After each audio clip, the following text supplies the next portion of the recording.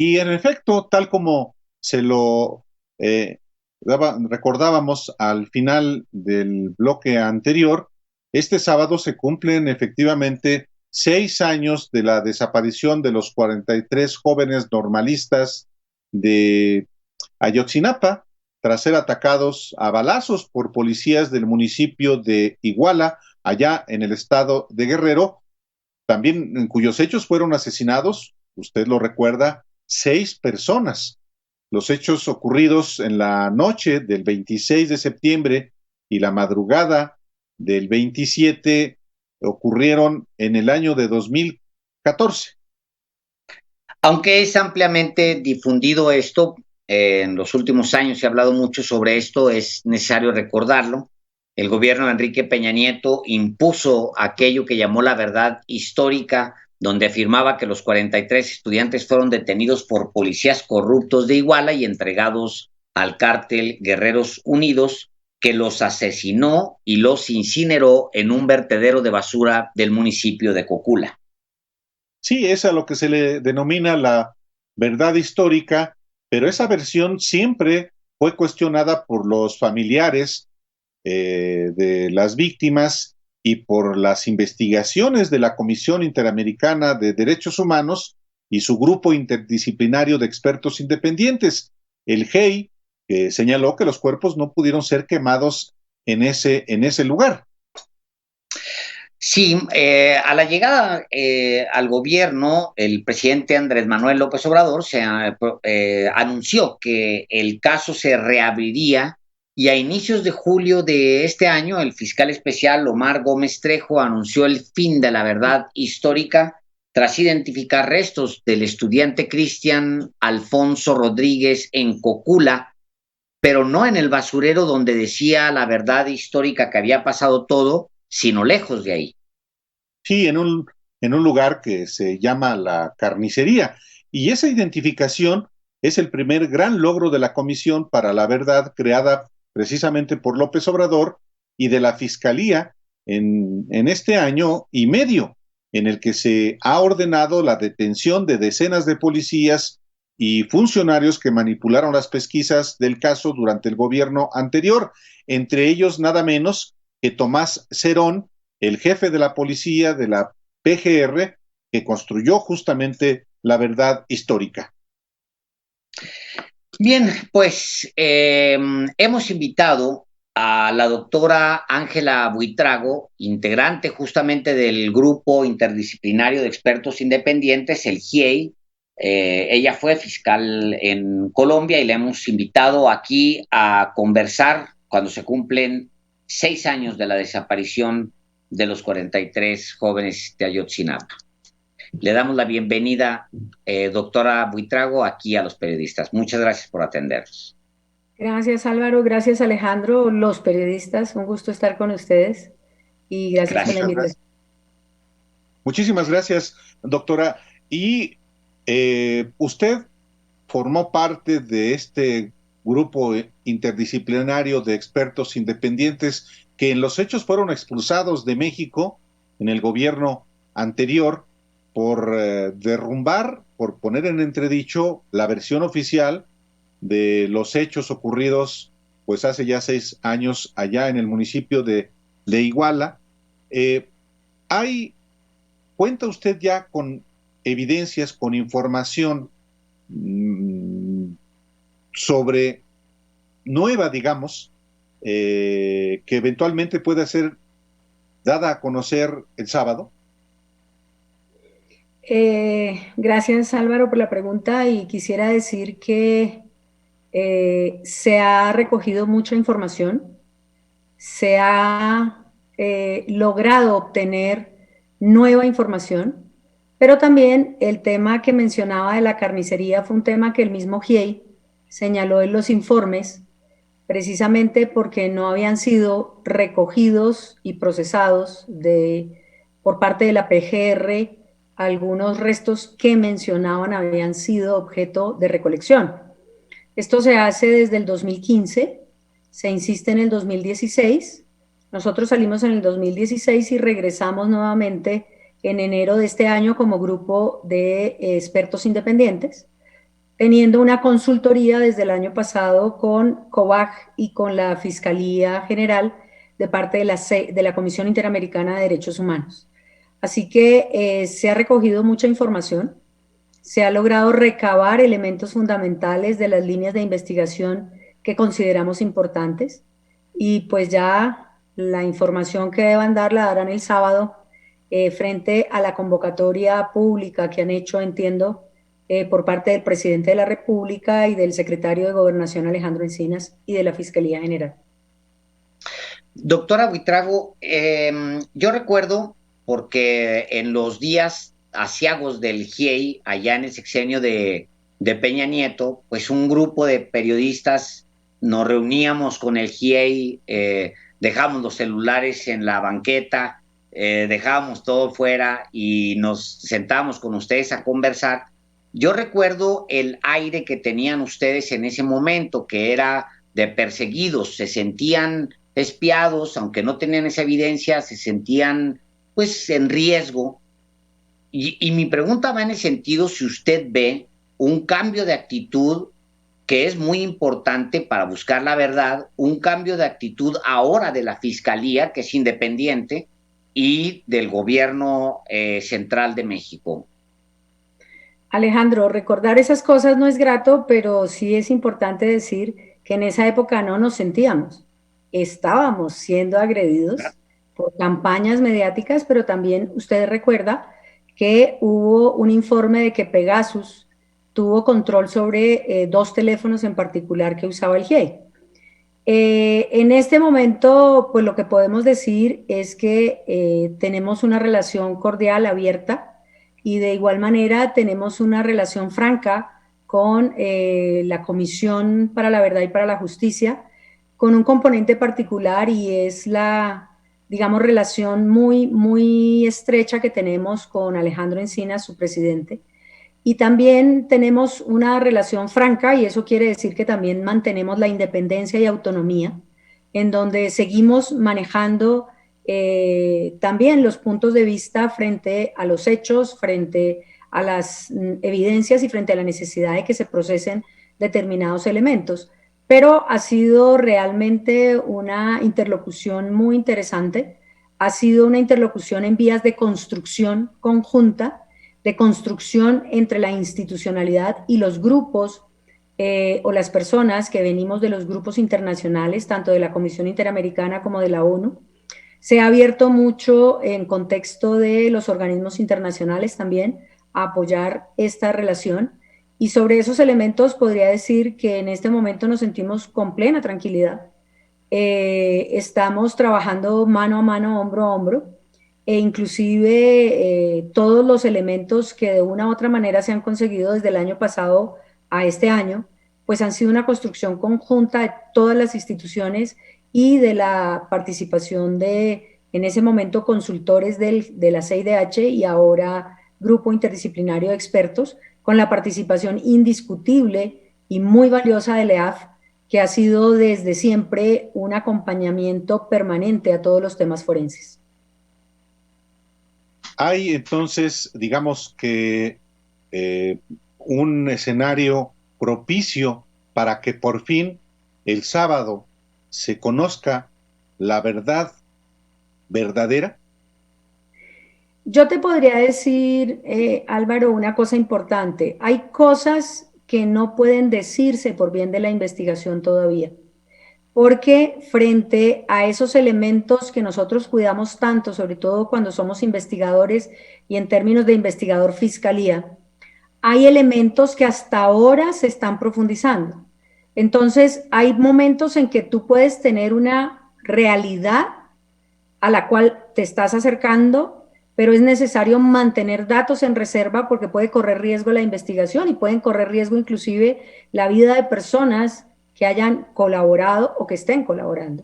Entonces, ese asunto es muy serio. Creo que ya se han dado pasos gigantes para anunciar elementos particulares, pero tampoco tenemos ninguna presión diferente a mantener la protección de la investigación. Y eso creo que también es un punto relevante para entender que hay casos en que, por ejemplo, se filtra la información y el daño es muy grande para la investigación. Inclusive, fíjense un ejemplo, yo no doy nombres, ustedes son extraordinarios periodistas y lo podrán captar rápidamente, la fuga eventual de personas posiblemente responsables o la situación particular de personas que ante hechos que se revelan de esa manera, pues toman la decisión de huir del país, ¿no? Y eso lleva indiscutiblemente a perder elementos fundamentales. Entonces nosotros en este momento siempre lo hemos hecho. Creo que Alejandro se acuerda claramente de esas reuniones, pero además siempre lo hemos hecho porque la protección de la investigación es el camino fiable para llevarle a los padres la realidad de lo que sucedió. Y no queremos sacrificar por nada de eso la realidad y no convertirla en un informe mediático que pueda llegar en un momento dado a generar alguna conclusión rápida y echar por la borda todos estos años que son significativamente para nosotros la necesidad de que México y sobre todo los padres encuentren la verdad. Tomás Herón se fuga, nomás para la audiencia, lo voy a dejar. Tomás Herón se fuga ya en este gobierno y todo parece ser que hubo una filtración. Hay una actitud negligente, pero también hay negligencia criminal. En el caso de las autoridades que trajeron el caso, cuando ustedes estuvieron en México, ¿usted identificaría en algunos de ellos, de los que trajeron esta investigación, negligencia criminal? Nosotros desde el principio evidenciamos omisiones que eran omisiones profundas en una investigación, que inicialmente podíamos entender que podría trabajarse sobre negligencias, inicialmente. Pero hoy, frente a todo lo que se ha descubierto, ya asoman claramente elementos para decir que no era solamente un mal manejo o un indebido manejo, sino que, como se ha podido ver, el tema de las torturas, el tema de los interrogatorios ilegales, el tema de lo que por lo menos se ha filtrado, independientemente de quién lo haya filtrado, pues ya se sabe qué ha sucedido, que conducen a hablar no de negligencia, sino de omisiones y de acciones dolosas. Y sobre ese supuesto, pues es que precisamente muchas de las órdenes de captura que han procedido de acuerdo a los jueces es porque se ha demostrado que ese elemento existe. Lo que sí es real es que la verdad histórica del gobierno de Enrique Peña Nieto a través de su procurador Jesús Murillo Caram está hecha a pedazos a estas alturas. Yo te quisiera contestar con una afirmación sin entrar en el calificativo, porque ese calificativo pues yo nunca lo he compartido, sobre todo con un plazo tan corto de investigación. Yo creo que hay hechos contundentes y lugares que se han verificado que no corresponden en su extensión a lo que dijo Murillo Caram. Y súmale que si esos escenarios o esas afirmaciones o esos contextos, en muchos de los casos, fueron construidos con tortura, que es un elemento bien importante, desaparecieron para la investigación. Entonces, bien sea porque estamos diciendo que esos hechos fueron expulsados del proceso, ya no existen, pues ya no existen, no existe una posibilidad de sustentar algo con respecto a eso. Y dos, efectivamente, ya hay hechos nuevos que apuntan hacia otros extremos. Doctora, si le parece, vamos a ir a un corte muy, muy breve y podemos retomar la conversación, que nos quedamos, que Álvaro, con varias preguntas. Claro que sí, con mucho gusto. Muchísimas gracias, doctora. Volvemos. De las 13 horas. Por la octava. 8 minutos. Le damos a usted que nos escucha a través del 88.1 de FM las gracias por esta primera hora de Los Periodistas. Nos vemos mañana y seguimos en el canal 8.1 de televisión y naturalmente también en YouTube a través de la cuenta oficial de La Octava. Estamos conversando, por supuesto, estamos conversando con la doctora Ángeles Buitrago. Ella estuvo en México en otro momento, cuando era parte del grupo interdisciplinario de expertos independientes del GIEI, y luego fueron echados de México, corridos de México, porque eran básicamente incómodos, les eran incómodos al poder. Fíjese, doctora, que la periodista Linaloe Flores documenta que en esos 7 primeros meses que tuvo Tomás Herón la investigación de los 43, este señor se gastó 15 millones de pesos en comida gourmet, contrató chefs exclusivos de México y servicios de banquetes exclusivos para que le llevaran comida donde anduvo él en su supuesta investigación. Obviamente esto es profundamente indignante, pero yo le quiero preguntar a usted la parte anímica de haber estado cerca de los padres, de gente pues maltratada por la desigualdad, por la pobreza, al mismo tiempo que ustedes sabían, porque lo fueron documentando una y otra vez, sabían que la autoridad estaba torciendo esa investigación y esos padres iban a andar arrastrando su pena mucho tiempo más por negligencia oficial. Todo este tiempo, cuénteme la parte anímica, doctora. ¿Qué es tratar con gente que le van minando la esperanza? Alejandro, yo creo que ese es un problema muy fuerte en el punto de empatía también, ¿no?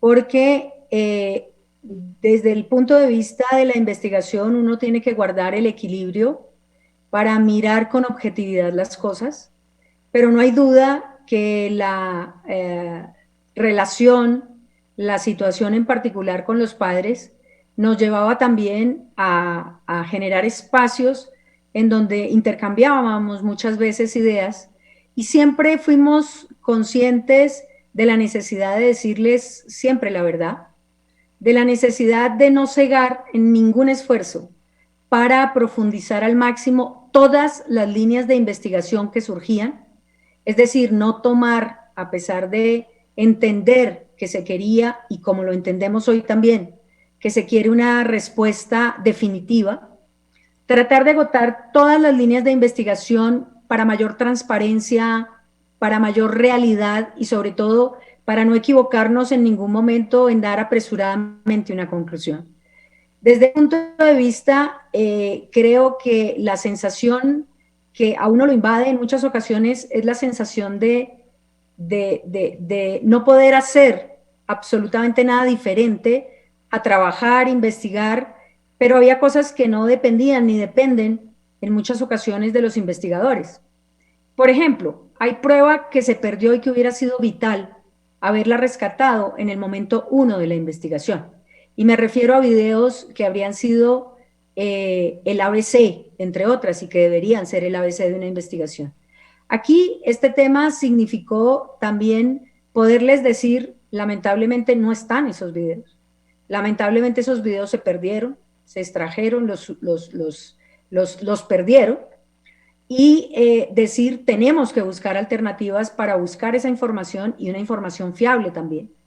Lo segundo era ver cómo a medida que avanzábamos veíamos que las cosas habían sido omitidas y que eran definitivas, como las escenas, que implicaban también tener mayor certeza sobre el destino de los estudiantes. Cómo también a medida que avanzábamos y que lográbamos ir avanzando e ir poniendo en blanco y negro las cosas, se nos cerraban puertas. Y esas puertas se cerraban y eran dañinas para la investigación porque no obteníamos información que era relevante. Y me refiero en particular a muchas de las declaraciones que pedimos en ese momento que hubieran podido esclarecer los hechos de manera muy temprana, como eran las declaraciones de grupos, como los grupos de militares que estuvieron al tanto de lo que sucedía con los estudiantes, de otros testigos que también inclusive fueron amenazados y salieron, de otros testigos que fueron asesinados, de otros testigos, y a medida que íbamos poniendo en blanco y negro, empezábamos a ver todo este componente que también lo lleva a uno a tratar digamos, de solucionar esos temas, de investigar y de seguir profundizando, pero lo llenan de pesadumbre, porque no se veía tampoco, digamos, la posibilidad de realizar una investigación completa, exhaustiva, profunda, que permitiera darle a los padres, a las familias y en particular a México, porque aquí no solamente estamos hablando del hecho de los 43, siempre lo resalto, estamos hablando del grupo de los avispones, estamos hablando de los fallecidos, estamos hablando de Mondragón, estamos hablando de muchas personas que salieron lesionadas el día 26 y 27. Pero lo más importante para nosotros era entender y comprender que los 43 padres estaban detrás de saber qué pasó con sus hijos. El estado anímico en momentos de frustración, porque esto genera frustración, genera estrés, genera una cantidad de cosas, significaba también poner en la balanza si valía la pena seguir en México o no. Y creo que el regreso a México nos confirmó algo bien importante. El poner en la balanza la importancia de que los padres sepan qué pasó, en poner en la balanza saber dónde están los muchachos, el poner en la balanza el esfuerzo que podemos hacer nosotros desde el punto de vista profesional para que se logre trabajar en una u otra dirección en compañía hoy en día de toda la institucionalidad, significa poner en la balanza hoy también esa pesadumbre, esa incertidumbre, pero también la esperanza. Y esa esperanza significará que nosotros decidimos volver a México, decidimos trabajar nuevamente con México para lograr buscar y seguir buscando, como lo hemos hecho hasta ahora, el paradero de los 43 desaparecidos. Tú puedes poner en la balanza frustraciones, puedes poner ataques, puedes poner vejámenes, pero eso no importa con tal de que podamos seguir avanzando en la investigación. Así que hoy en día el ánimo y el ánimo anterior también fue sobreponernos a todos esos ataques, porque nadie va a decir que cuando a uno lo están atacando uno pueda estar sonriendo, pero sobreponernos por los padres, por los muchachos y sobre todo por la verdad, que creo que es lo más importante. Permítame, doctora Ángela Buitrago, exintegrante del grupo interindisciplinario de expertos independientes, retroceder hasta donde comenzamos esta conversación, que tiene que ver con lo que publica también hoy el periódico El País, en el sentido de que pues la entonces Procuraduría General de la República ignoró los restos que habían sido encontrados precisamente en esa barranca de la carnicería, y que pues ya vimos, ya se acreditó por los laboratorios de Innsbruck en Viena, que corresponden a uno de los muchachos. Pero esos restos los guardó la propia PGR del gobierno de Enrique Peña Nieto, y es una de las omisiones, por lo visto, muy relevantes, porque el no haber enviado a esos restos para su identificación genética también impidió pues seguir una línea de investigación que supongo que a estas alturas es muy relevante. Sí, Álvaro, y yo quisiera decir dos cosas que son importantes. Cuando nosotros en el 2015 nos damos cuenta del sitio, del lugar de la carnicería, somos insistentes y persistentes en que nos dijeran, entre otras, las coordenadas, nos mencionaran qué había pasado, y sobre esos supuestos la PGR siempre omitió informarnos, tanto que dejamos constancia en 7 ocasiones y dentro del informe 1 y del informe 2 de esas circunstancias. Pero también es bueno aclarar lo siguiente: aparecen 2 sitios denominados carnicería. Esa carnicería inicial es una carnicería que existe, que fueron omitidos las verificaciones, que fue negada la información al GIEI, y la carnicería actual es una un sitio que aparece de manera posterior con información nueva. Entonces, sobre esos elementos es muy importante verlo. La carnicería, entre otras, digamos, las dos carnicerías están muy cerca, pero hay una diferencia, digamos, en algunas coordenadas. Lo que sí es importante decir es que tanto la primera como la segunda son fundamentales porque precisamente en esa segunda es que se halla efectivamente uno de los fragmentos. Pero fíjense que aquí también contamos con un problema desde el principio y es importante decirlo, y es que la misma PGR ocultó información, no la evaluó, no la analizó, y sobre esos elementos es importante también mirar por qué razón. Y allí es definitivo ver cómo la PGR hace diferentes diligencias, trata de ocultar algunas, y eso significa también que debe haber alguna motivación para hacer eso. Entonces, sobre esos elementos quisiera ampliar el tema anterior diciendo que es que la PGR genera un ciclo permanente a través de los actores que hoy en día están digamos, en lista sobre la base de estas actuaciones que no pueden ser simples olvidos, que nosotros consideramos que tienen una relevancia fundamental, porque si yo digo el hecho sucedió, y voy a tratar de acordarme de calles de Ciudad de México, en Río Lerma, y después digo, no sucedió en Río Lerma, sino sucedió en Santa Fe, pues creo que la diferencia no solamente nos pone en coordenadas geográficas diferentes, sino en afirmaciones de hechos muy diferentes. Claro. Le quisiera preguntar, Ángela Buitrago, de aquel momento en el que estaban ustedes en las primeras evaluaciones y luego que empezaron ustedes a depositar información que desmentía las primeras versiones. ¿Cuál era la intención de Murillo Karam? ¿Cuál era la intención de ese gobierno de concentrarse en Cocula, en el basurero de Cocula? ¿Era un deseo de terminar rápido la investigación o estaban encubriendo a alguien o a varios?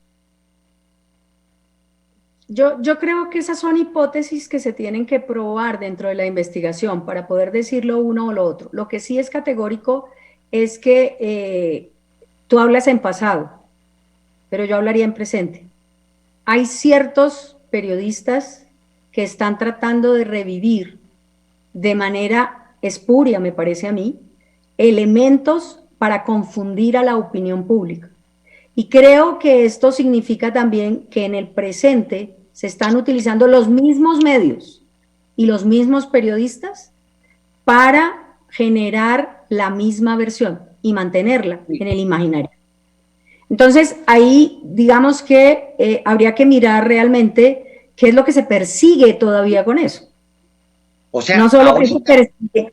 Claro, ahora claro. mismo, los mismos periodistas de entonces, que pues seguramente tenían una cercanía con el gobierno, siguen sosteniendo las mismas tesis hoy, claro, los mismos, claro. y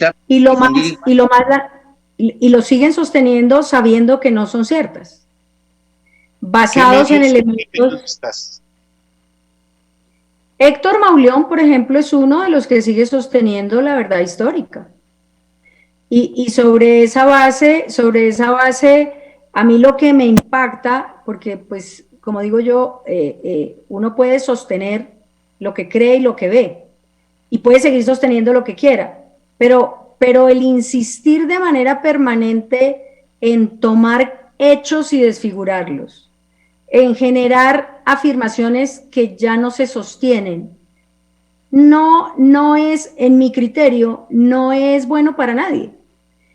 Al contrario, yo creo que es un investigador y un periodista que puede servir mucho para encontrar elementos que podrían ser importantes hoy en día.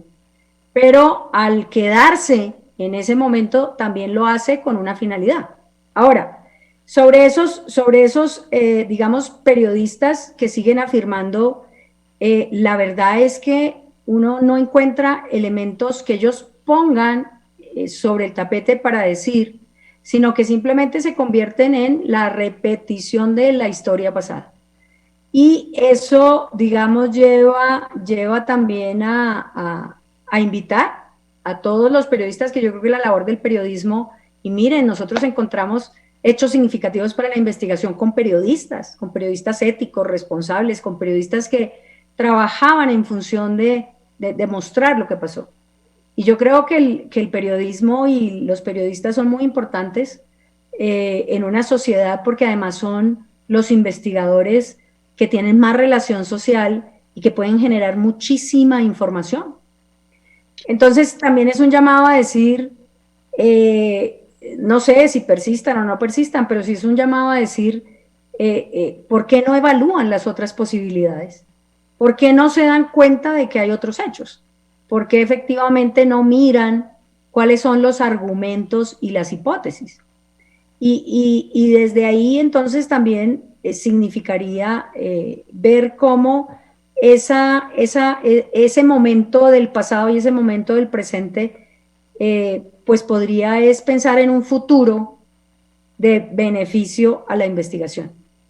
Y sobre esos elementos, pues yo creo que solamente la investigación que se está haciendo en este momento podrá entregar también las hipótesis concretas, ya más bien las respuestas, no las hipótesis, sino las respuestas, a por qué se actuó de esa manera y frente a lo que se actuó, por qué se hizo de esa manera. Aparte de Héctor de Mauleón, que escribe en El Universal, ¿qué otros periodistas y medios, dice usted, insisten en la versión oficial? Me hace nombrar unos que nos quieren mucho también. Pues sí. La verdad es que, digamos, yo pongo a Héctor de Mauleón porque, entre otras, escribió ayer una columna, ayer o hoy, que no tiene razón y que desdibuja los hechos. Entonces, es más, Héctor de Mauleón inclusive, no sé si se ha verificado directamente los documentos o se está dejando llevar por alguien, pero hay cosas que no son ciertas. De lo que dice en la columna de ayer hay cosas que no son ciertas.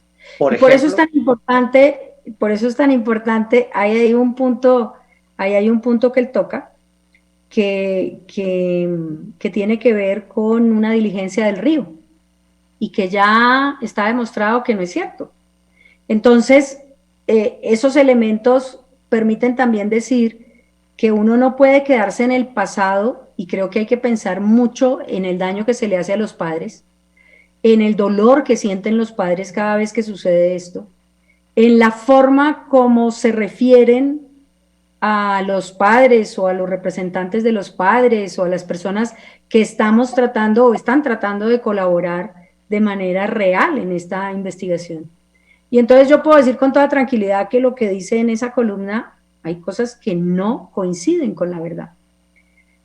Lo que pasa es que, pues, digamos que cuando hay personas que se empeñan en decir algo y mantenerlo, pues es un diálogo de sordos. Entonces eso no tiene sentido tampoco, sentarse uno a dialogar con una persona que no, pues ya tiene su visión, tiene su sesgo y tiene su perfil, y sobre esos elementos pues valdría la pena también llamarlo a que reconsidere que puede haber otra verdad diferente a la que él quiere plantear. Bien, pues que nos quedamos, Álvaro y yo, así como en el knockout. Pero finalmente es parte de la deliberación que existe también. Hay efectivamente colegas periodistas que no necesariamente coinciden con la versión o con la información que ha dado la propia el CEI, como tampoco hay quienes le dan credibilidad o nunca le dieron credibilidad a la versión oficial. Esas motivaciones existen, parte de la libertad de expresión que también hay en México. Claro, en todas partes. Pero esa libertad de expresión, digamos que tiene un límite, pienso yo, y es que la libertad de expresión debe ser con responsabilidad y con conocimiento. Por eso vuelvo y digo, cuando nosotros hablamos del conocimiento, pues uno emite un concepto sobre un expediente que conoce. Pero cuando no conoce el expediente, hay cosas que puede interpretar de manera indebida y no por mala fe, sino porque tiene solo pedazos de la historia. Entonces, por eso es tan importante también llamar a que las afirmaciones se hagan con el contenido total. Y yo aquí vuelvo y digo, nosotros somos en ese caso tan exigentes con las afirmaciones que hasta que no encontramos toda la demostración tampoco la lanzamos. Ese es un punto que creo que es interesante. Hay un cuestionamiento permanente a la prensa mexicana y a periodistas en México, un cuestionamiento muy vigente, digamos. Desde la misma presidencia de México hay un cuestionamiento y se reclama una actitud que tiene que en México muchos años y que se vincula ahora desde el poder, pero antes desde la oposición, con el dinero, básicamente. No creo que sea el caso de Héctor, no lo sé, de Héctor de Mauleón, no lo sé, no creo, pero sí hay, por ejemplo, otros personajes que han tenido posiciones de poder, tuvieron posiciones de poder dentro de la prensa mexicana y tuvieron, obvio, una relación de privilegio pues con la élite del anterior gobierno. ¿Ustedes sintieron que el gobierno les enviaba entonces a periodistas y a medios para golpearlos y desacreditarlos? ¿Eso estuvo en sus conversaciones? Digamos que hablar del pasado ya no tiene sentido, pero como experiencia para el futuro sí puede servir en muchas cosas. Digamos que sí hubo campañas mediáticas orquestadas de manera permanente en un lapso en donde, digamos, se comprometía el segundo periodo del GIEI. Pero, pues digamos que tengamos prueba de quién fue el que lanzó en particular esa campaña es muy difícil, pero sí tenía que tener por lo menos poder para poder concentrar todo lo que vimos de ataques mediáticos y de ataques contra el grupo. Ahora, hablar del pasado no tiene significación si no aprendemos de la experiencia del pasado. Y creo que también hay que entender, como yo lo entiendo en Colombia, que hay periodistas que se casan con una teoría y por sola convicción, o sea, convicción, que es un tema que uno tiene que respetar también, siguen manteniendo su posición invariable. Y desde ese punto de vista, uno también dice, si él ya está convencido, si tiene esa posición y es una persona que no va a cambiar de posición, así usted le muestre las pruebas. Yo me acuerdo mucho, y simplemente de ejemplo, cuando nosotros decíamos, esa noche llovió muchísimo, era imposible que se mantuviera el fuego en un terreno abierto. Al día siguiente salieron 4 o 5 fotos que decían que no llovió, cuando estaba demostrado por Conagua, estaba demostrado absolutamente por todo el mundo. Entonces, ¿cómo va usted a entrar a decir, venga, me devuelvo en la máquina del tiempo y le voy a demostrar que sí llovió? No, imposible. Entonces, señor, entonces no llovió. Pero además está plenamente demostrado. Claro. Ángeles Buitrago, muchísimas gracias por esta conversación. Ángela Álvaro. Ángela. Yo soy un ángel, pero soy Ángela. Sí, ¿sabe que en el intermedio me dijo, no es Ángeles, porque creo que me oyó él decir Ángeles, no es Ángeles, es Ángela, me corrigió a mí. Y ahora mira. Es la edad ya de Álvaro. Una disculpa. Ángela, muchísimas gracias. Un abrazo, muchas gracias. Feliz noche, gracias. Cuídense. Gracias. Chao. Gracias. Chao.